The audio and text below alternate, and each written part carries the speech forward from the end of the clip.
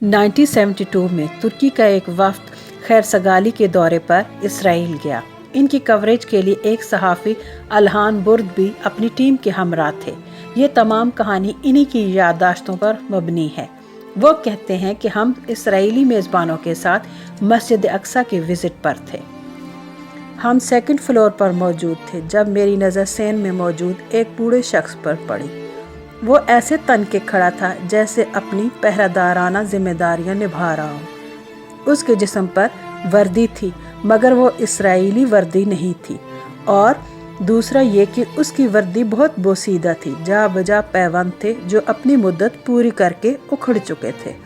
मेरे पूछने पर मुझे बताया गया ये कोई पागल शख्स है जो सुबह से शाम तक इसी दरवाजे के पास मौजूद रहता है, ना बात करता है और ना ही कुछ बताता है। इसके सर पर तुर्की टोपी देखकर मैं इसके पास गया और सलाम किया।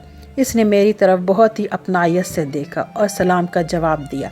जब मैंने इन्हें पुरतजस्सुस निगाहों से देखा तो वो कुछ यूँ बोले, मैं कारपोरल हसन हूँ, 20 कोर 36वीं battalion 8th heavy machine gun team से। हम लोग 53 सिपाही थे जो मस्जिद अक्सा की हिफाजत के लिए तुर्क फ़ौज की तरफ से यहाँ तैनात किए गए थे। वो अपनी बात जारी रखते हुए बोले, पहली जंग अज़ीम के बाद हमारी शानदार उस्मानी फ़ौज का सामना नहर स्विस पर बरतानवी फ़ौज से हुआ और हमें हार का मुंह देखना पड़ा, और अब बरतानवी फ़ौज अल-कुद्स के दरवाजे तक आ पहुंची थी। हमारी फ़ौज को ये इलाका खाली करना पड़ा। उस्मानी फ़ौज ने हमें यहाँ बैतुल मुक़द्दस की हिफाजत के लिए छोड़ा था।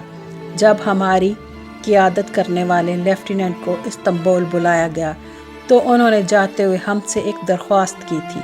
उन्होंने कहा था, अगर तुम जाना चाहो अपने वतन और अपने घरों को तो जा सकते हो, मगर फ़लस्तीन के लोगों को ये सोचने का मौका न दो कि तुर्कों ने इन्हें तन्हा छोड़ दिया और बैतुल मुक़द्दस के दिफा से मुंह मोड़ लिया, और हमने अपने प्यारे नबी के किबला अव्वल को तन्हा छोड़ दिया। इस्लाम की सरबुलंदी के लिए अगर हो सके तो रुक जाओ। बस वतन की मोहब्बत और इस्लाम की सरबुलंदी सब रिश्तों पर भारी पड़ गई और हम सब यहाँ रुक गए। माहो साल गुज़रे, मेरे तमाम साथी ज़िंदगी की बाजी हारते गए, मगर हमें दुश्मन ने शिकस्त नहीं दी थी। हाँ, मगर वक्त ने हमें ज़रूर मात दे दी थी। अब मैं एक अकेला मुहाफ़िज़ बचा हूँ। मैं आज भी अपनी ज़िम्मेदारियाँ निभा रहा हूँ, क्योंकि अल्हान ने उन्हें बताया था कि वो तुर्की से हैं।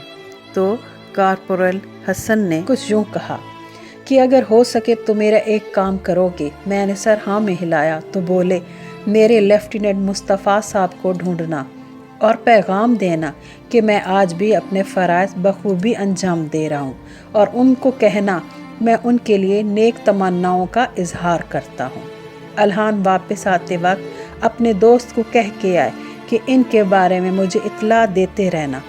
अल्हान ने उस 90 साल के बूढ़े से जो वादा किया था उसको निभाने के लिए उन्होंने लेफ्टिनेंट मुस्तफ़ा को तलाश किया, मगर रिकॉर्ड से मालूम हुआ कि इन्हें फौत हुए भी एक ज़माना बीत चुका है।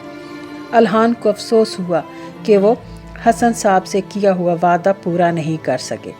फिर 1982 में तकरीबन 10 साल बाद अल्हान को एक तार मौसूल हुआ कि मस्जिद अक्सा का आखिरी मुहाफ़िज़ भी वफ़ात पा चुका है।